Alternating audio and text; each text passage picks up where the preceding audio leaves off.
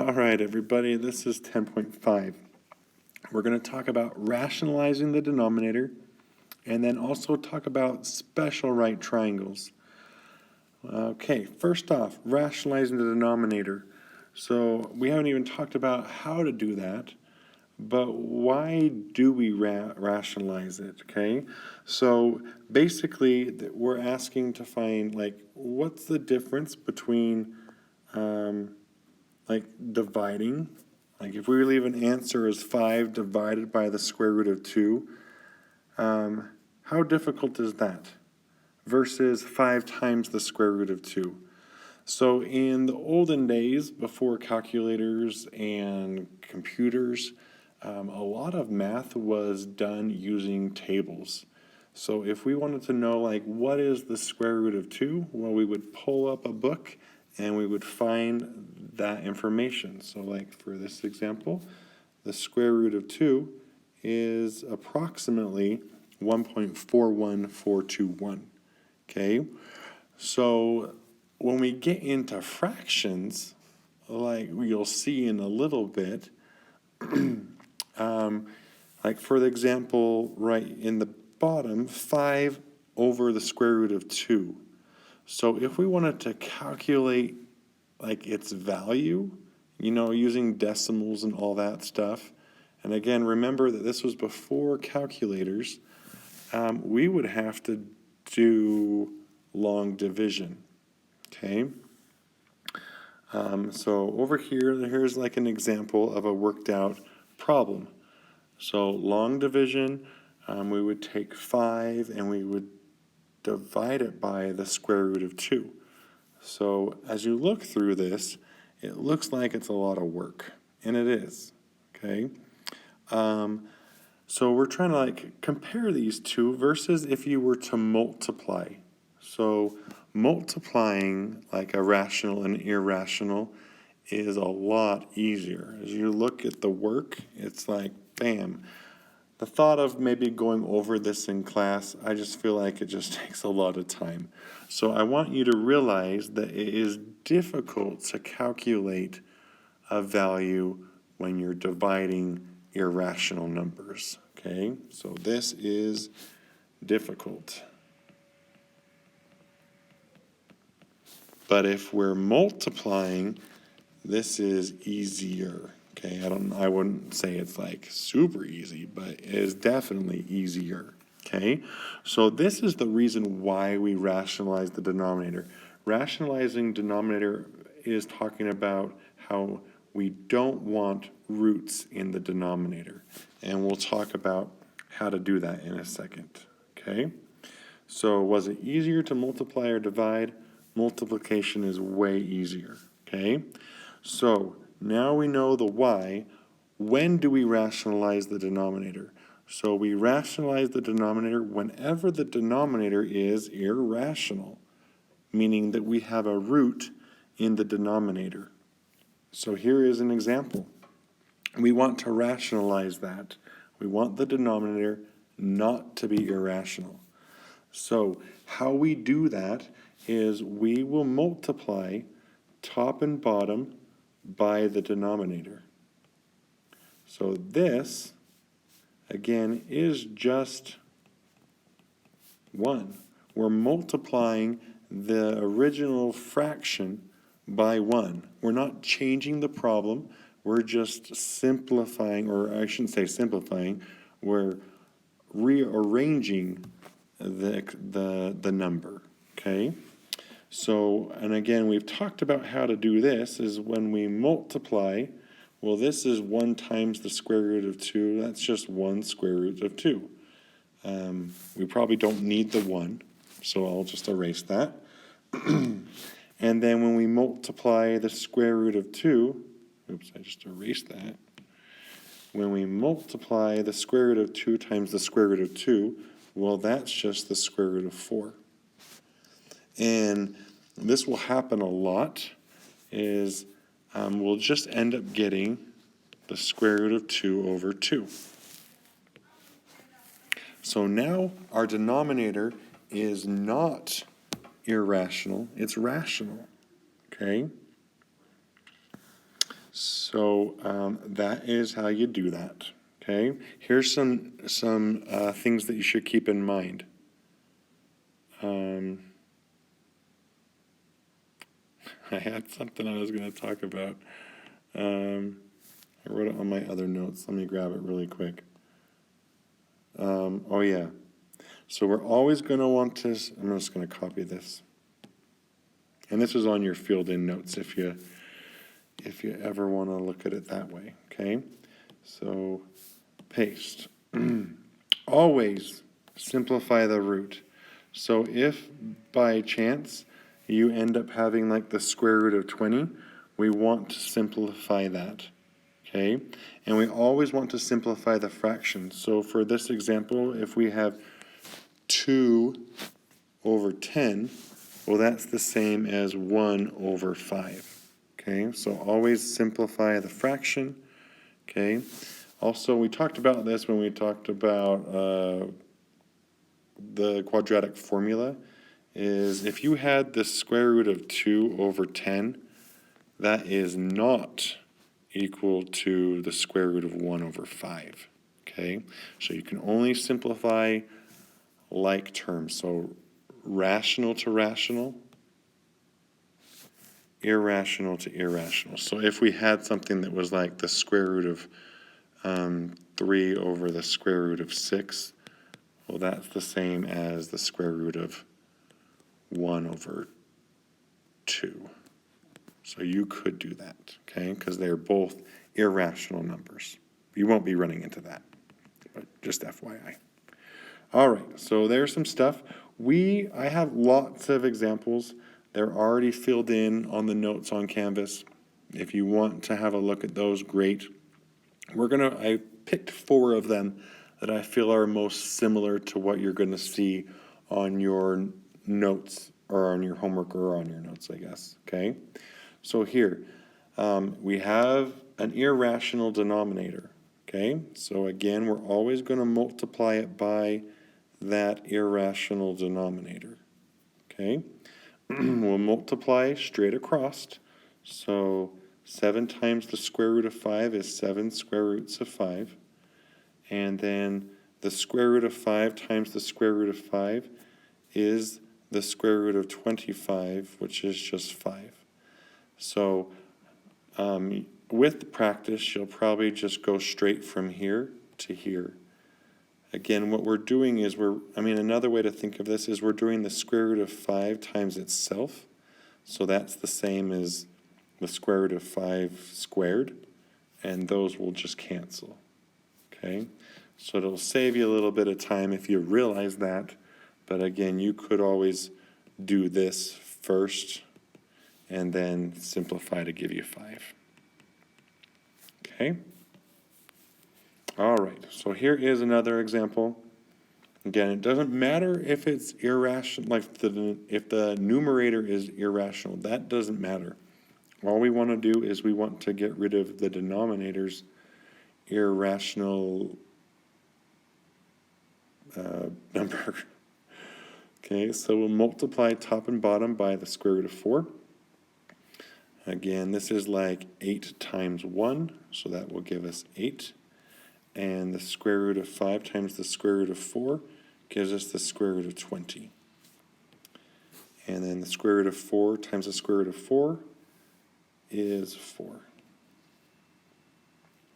So, like I said in the notes above, we always want to simplify the roots and the fractions. So here is a fraction that we can simplify. So that's 2 square roots of 20. And then also we want to simplify the roots. So we've got 2 and 10, 2 and 5. Groups of 2 come out. So we already have 1 2, but we're going to add another 2 from what I circled, this. And then 5 is not in a group, so that's the square root of 5. If you have questions about simplifying roots, you might want to go to the last video that we went over that. Okay, so 4 square roots of 5. All right, here's another example. So we'd multiply top and bottom by the square root of 3. We'll get 8 square roots of 3 over 3. And a lot of your problems will be as simple as that, okay? And then the last one is over here, HIJKL, all right? So again, I would always simplify your fraction as soon as you have something that you can simplify. So that's the same as 1 over 2 square roots of 7, okay? We want to have the denominator be rational, so all we need to do is multiply top and bottom by the square root of 7. You don't need to do 2 square roots of 7. If you do that, it just takes a little more simplification afterwards, okay?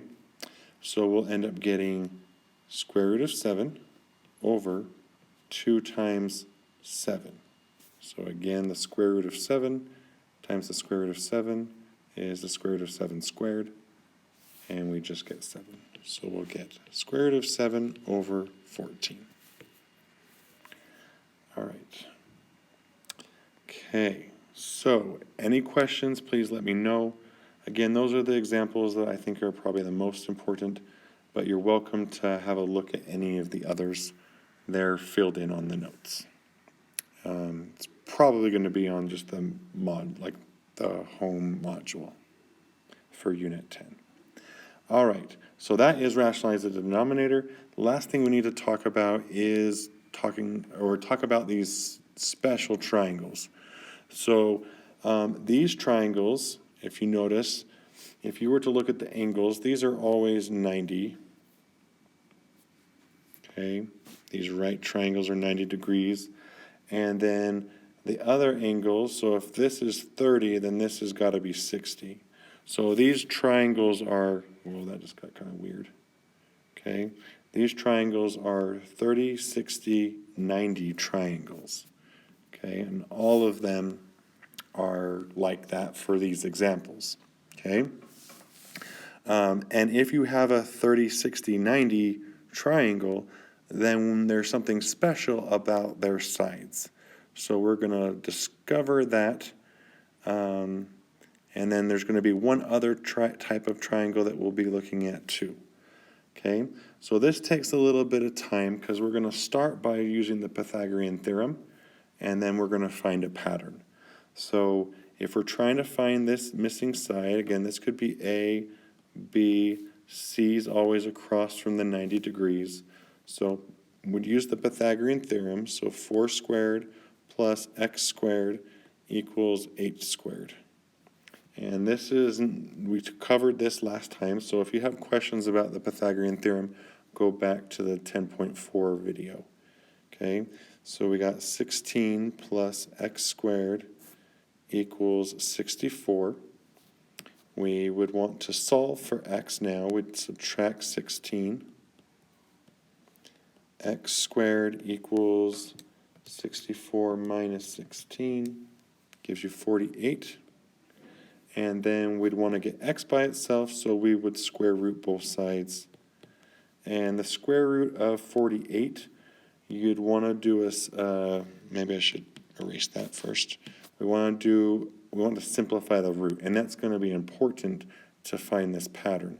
So we could take out 2 and 24, 2 and 12, 2 and 6, and 2 and 3. Groups come out, so we're going to be able to take out 2 2's, which will give us 2 times 2 is 4. So 4 square roots of what's left is the 3. Okay. All right, so let's fill in this table for this first triangle. Short leg is the smallest side, so this is our 4. Long leg is 8. And then our hypotenuse, which you just solved for, is 4 square roots of 3. Okay, so let's do the next one as well. The last one I'll probably just copy and paste, and then we'll look at the pattern, hopefully. Okay, so actually let's skip to the last one, and I'll fill in the other one. So here we've got A, B, C, and we want to solve for C. So we've got 8 square roots of 3 squared plus 8 squared equals c squared. All right, and then here, again, we're squaring the 8. So that's 8 squared is 64. And then the square root of 3 squared is just 3. Plus 8 squared is 64. 64 times 3 is 192. And then we would add 64 to that. So we get 256.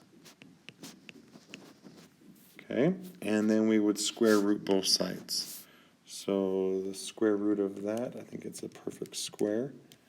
Yep, 16. Okay, so let's fill in that table. It looks like our short leg is 8. Our long leg is, oh wait, sorry, I think I have these backwards. Dagnabbit. Okay, I'm sorry, the long leg for this first one is what we solved for. These should be swapped. So it should be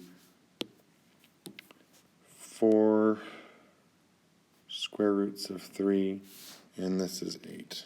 Okay, I'm sorry about that. You're probably like, Mr. Warner, what the heck is going on? So this is our short, this is our long leg, and this is our hypotenuse. Okay. All right, so let's fill in that other one. Again, our hypotenuse is 16, and then our long leg is our 8 square roots of 3. Okay. All right, so then we're just going to copy the other one.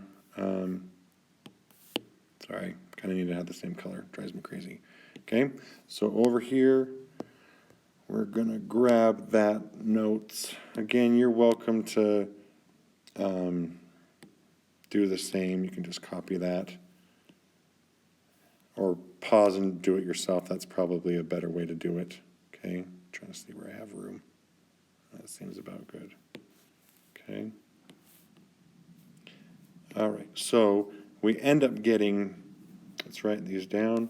Our short leg, we already know that was 6, and our hypotenuse was 12.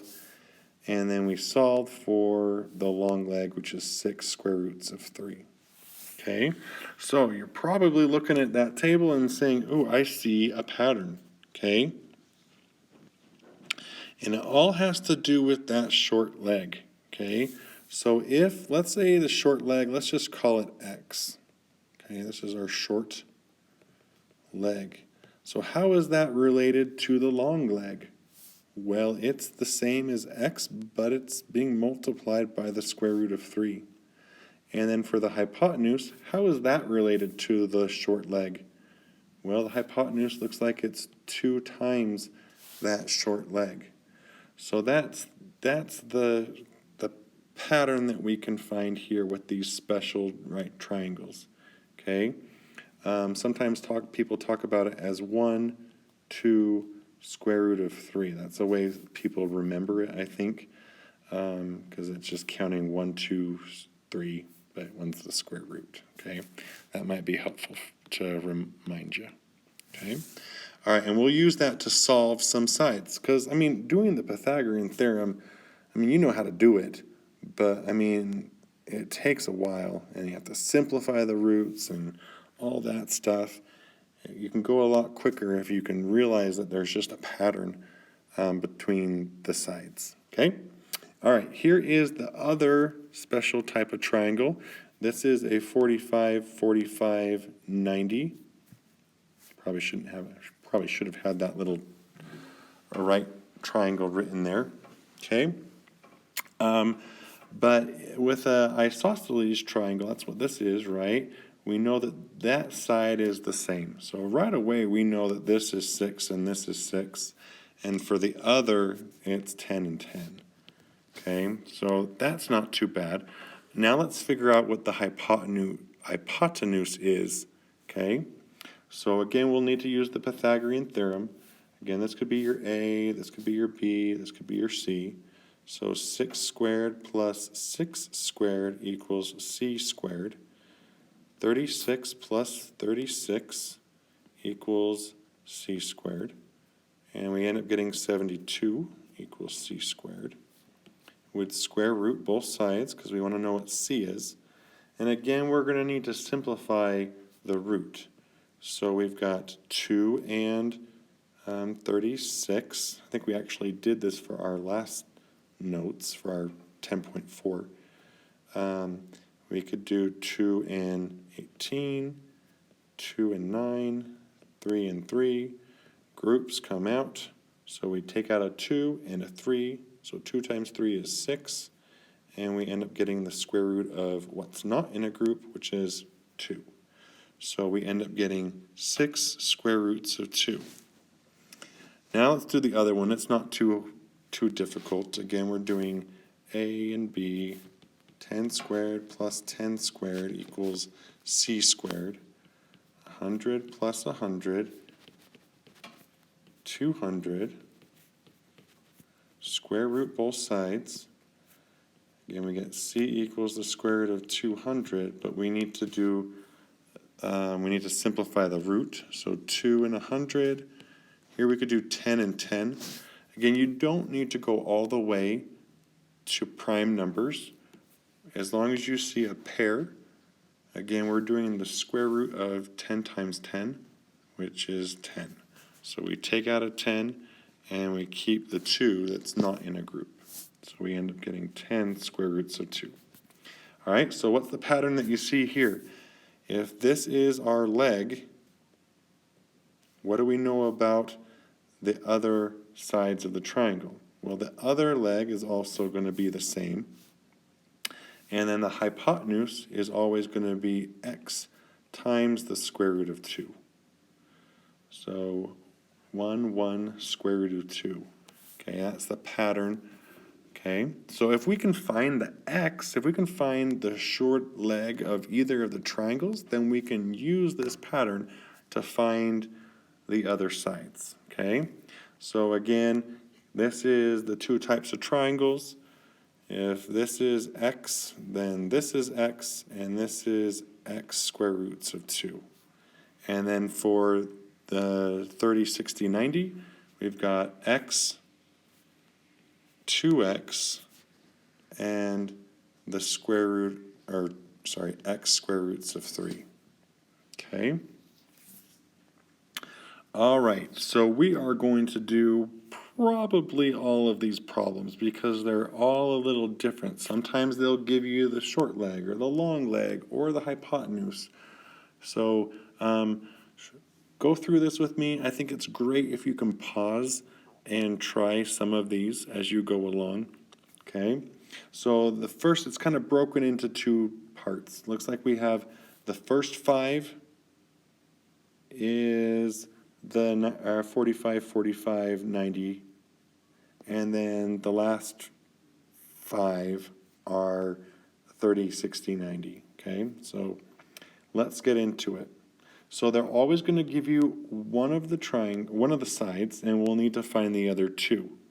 Again, we can't even use the Pythagorean theorem here because we don't have 2 sides.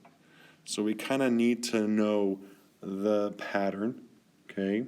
When we get into trigonometry, you could use trigonometry to find your other sides, but you won't be able to know exact answers. So it's important that you kind of get this. And this is going to help you a lot for next year too. All right, so these, again, this is x, and this is x. Those are the 2 sides, the 2 legs. They're the same. So this has got to, y also has to be 8, okay? And then the long side, again, is x square roots of 2. So here we're going to end up, and we know what x is. X is 8, so we're going to get 8 square roots of 2. Okay? I do not like that they label the sides as x and y or a and b because I think it kind of confuses people. I wish they did like, I don't know, J and K, but anyways, you'll see why in a second, okay? So again, this is, our rule was this is x square roots of 2, right? So if we want to find what x is, these other two sides, again, I don't like that they call it, I'm going to call it a and b, okay? If we want to find a and b, that's just what x is. So we're going to need to solve for x. We'll subtract both sides by the square root of 2, and we end up getting x is 9. And again, we know that those are the same. All right. So again, we know that this is x. So that means that the other leg is also 3 square roots of 2. And we know that this is x times the square root of 2. But again, we just know that x is 3 square roots of 2 times, and we'll multiply it by the square root of 2. So we end up getting 3 times 2, which is 6.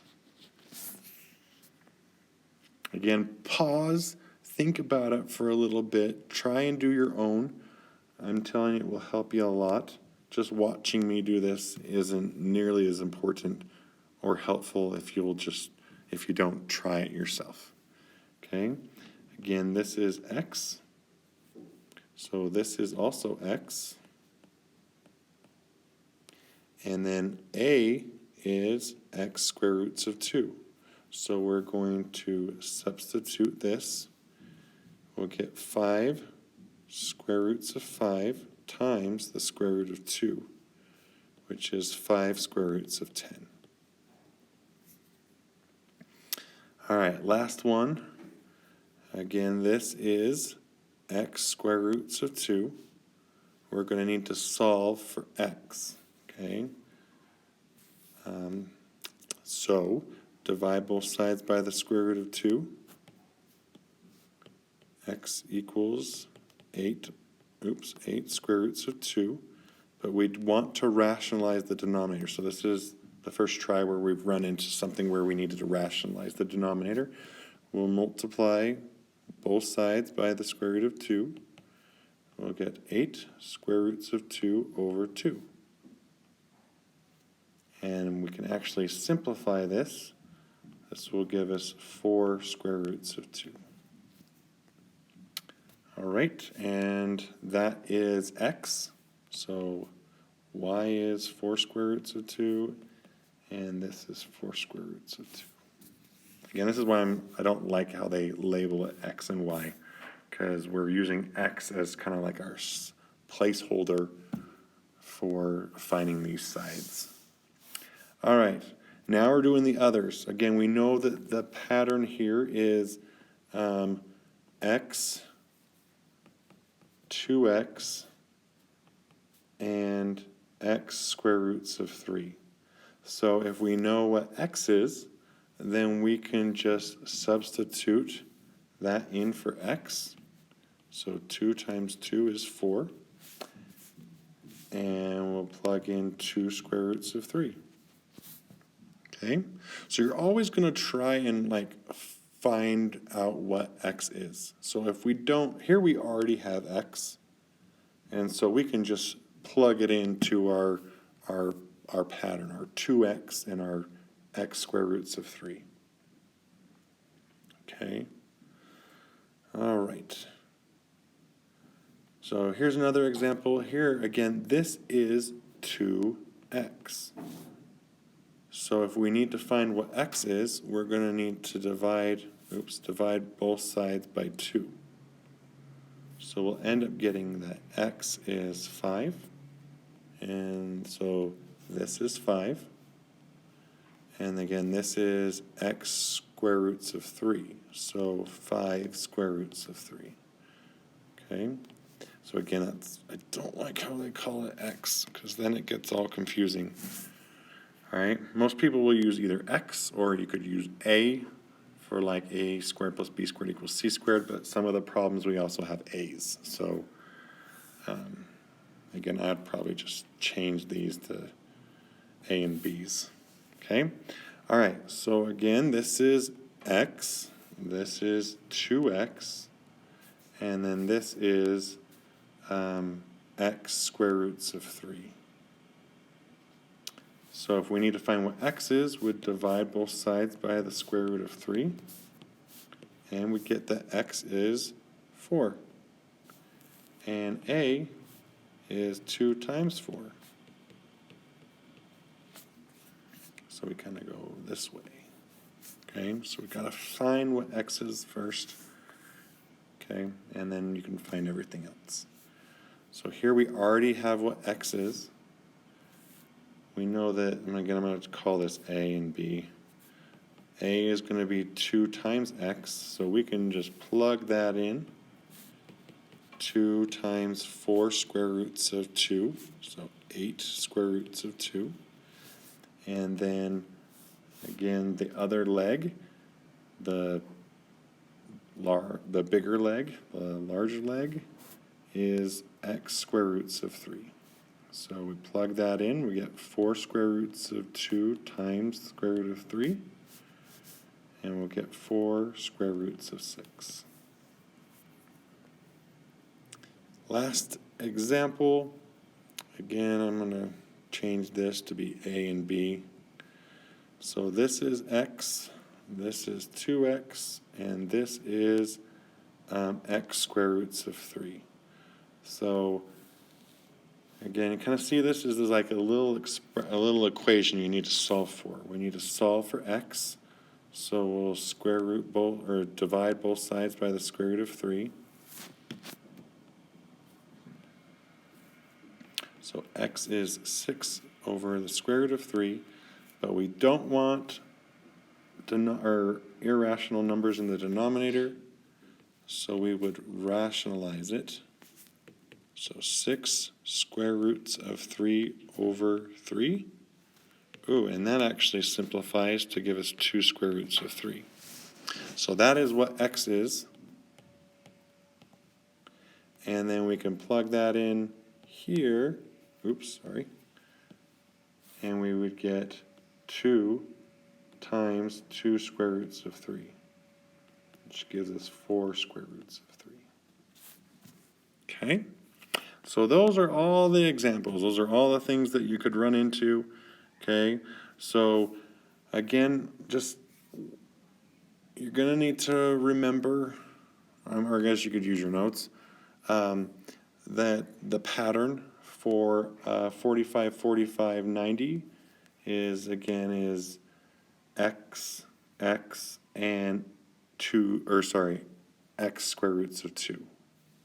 And then for the other, again, this is like 1x, 2x, and then x square roots of 3. So 1, 2 square roots of 3. Okay. And then as you go, you always start with the number you have. Label like what side it is, whether it be the x or the x square roots of 2. And then you're just going to solve, either solve for x or you'll just substitute. Okay. If you have questions, let me know. Again, you probably have questions. So again, I'm here if you have any questions. Come and talk to me. All right, we'll see you.